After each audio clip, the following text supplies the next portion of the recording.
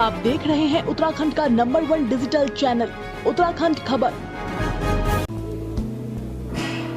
नमस्कार, उत्तराखंड खबर में आपका स्वागत है। मैं आपके साथ प्रियंका रावत और आज हमारे बीच मौजूद हैं प्रतिमा मोहन शर्मा मैम। आइए इनसे जानते हैं इनका परिचय। मैम, पहले तो बहुत बहुत स्वागत है आपका उत्तराखंड खबर में। Thank you Priyanka. मैं प्रतिमा मोहन शर्मा हूँ, देहरादून वासी हूँ और पहले क्लोथिंग का ऑनलाइन बिजनेस करती हूँ, लेकिन बहुत सारी हॉबीज़ हैं, डांसिंग, सिंगिंग, एक्टिंग, जिसमें कि गार्डनिंग और फ्रेश फ्लावर अरेंजमेंट। अभी राजभवन में वसंत महोत्सव का मेला दर्शकों को बताइए। ओके, एक्चुअली मैंने हॉबिस्ट वाली कैटेगरी में पार्ट लिया था, जिसमें मैंने 3 कैटेगरीज में पार्ट लिया। Fresh flower arrangement, dry flower arrangement और फ्रेश पेटल्स रंगोली में पार्ट लिया। और मैंने इन कॉम्पिटिशन्स में 5 एंट्री दी थी, जिसमें कि मैंने 3 में प्राइज़ जीता। तो सबसे पहले मैं आपको फ्रेश फ्लावर अरेंजमेंट के बारे में बताऊं। फ्रेश फ्लावर अरेंजमेंट में कट फ्लावर्स फ्रेश हमें लेके जाने होते हैं और वहीं जाकर उनको अरेंज करना पड़ता है।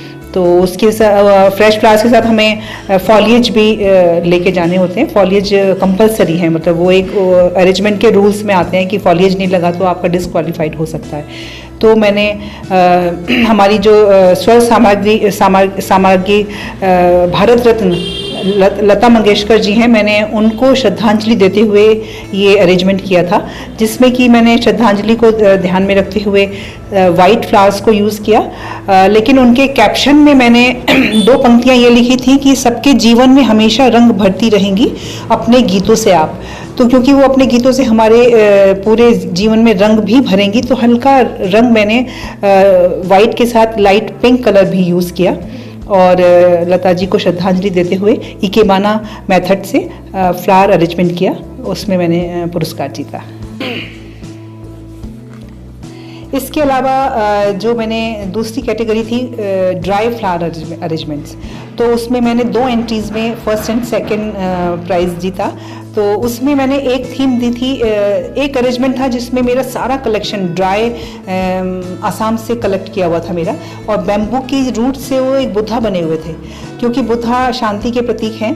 और जैसा कि हम सबको मालूम है कि यूक्रेन और रशिया का जो इतना वॉर चल रहा है इस समय, वर्ल्ड जो है मतलब शांति चाह रहा है। तो मैंने उस थीम, क्योंकि बुद्धा वहाँ थे और उधर रशिया में वॉर हो रही है, तो उन दोनों को कनेक्ट करके उसकी थीम दी थी मैंने, वर्ल्ड नीड्स पीस। तो उसमें मुझे प्राइज़ मिला। और जो दूसरा एक प्रेजेंटेशन था, जो एंट्री थी, उसमें जो सारा कलेक्शन था वो मेरी डॉटर जर्मनी से लाकर मुझे दिया था डॉटर ने।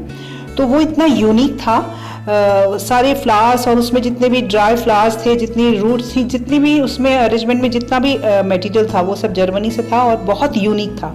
इसलिए वो पब्लिक के बीच में बहुत ही मतलब एक अट्रैक्शन बना हुआ था और पब्लिक आकर उसमें पूछ रही थी कि इसका नाम क्या है, उसका नाम क्या है, मतलब क्योंकि वो पहचान में नहीं आ रहे थे, क्योंकि वो इंडियन नहीं थे, ये भी नहीं मालूम थे, क्योंकि सिर्फ मेरे पास वो वहाँ से आ गए थे। तो वो पीस ऑफ अट्रैक्शन रहा पब्लिक के बीच में वो, और उसमें मैंने प्राइज़ जीता।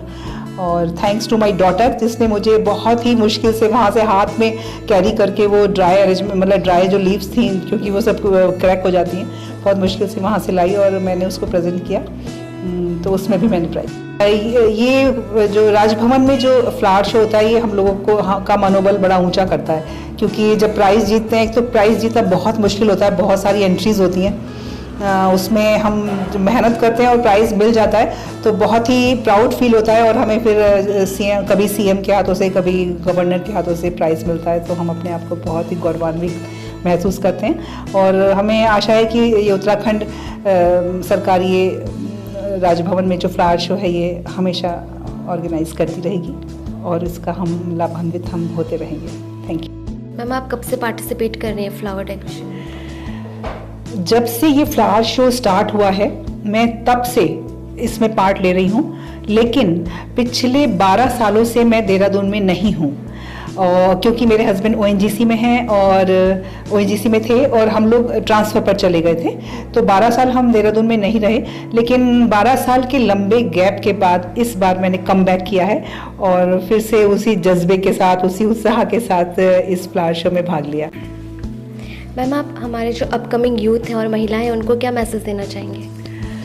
देखो, यूथ को तो मैं ये कहना चाहूँगी कि जितना ज़रूरी यूथ के लिए उनका कैरियर के लिए स्टडी है, मैं ये नहीं कहूँगी कि स्टडी की तरफ ध्यान ना दें। स्टडी की तरफ 100% वो ध्यान रखें, लेकिन हर बच्चे में एक कुछ क्वालिटीज़ होती हैं, कुछ उनकी हॉबीज़ होती हैं, चाहे वो सिंगिंग हो, डांसिंग हो, या कोई म्यूज़िक प्ले कर रहे हैं, या जैसे मैं गार्डनिंग का मुझे शौक है, गार्डनिंग उनकी हॉबी हो, तो उनको अपनी हॉबी को उभारना, अपनी स्टडी के साथ साथ हॉबी को भी उभारना चाहिए। और अगर उनको फ्लावर शो में या फ्लावर्स में या इस तरह के जैसे इस फ्लावर शो में इतनी सारी एंट्रीज थी, ड्राइंग कंपटीशन था, तो ये अगर उनकी हॉबीज़ हैं तो वो अपनी स्टडी के साथ साथ उनको इसमें भी पार्ट लेना चाहिए।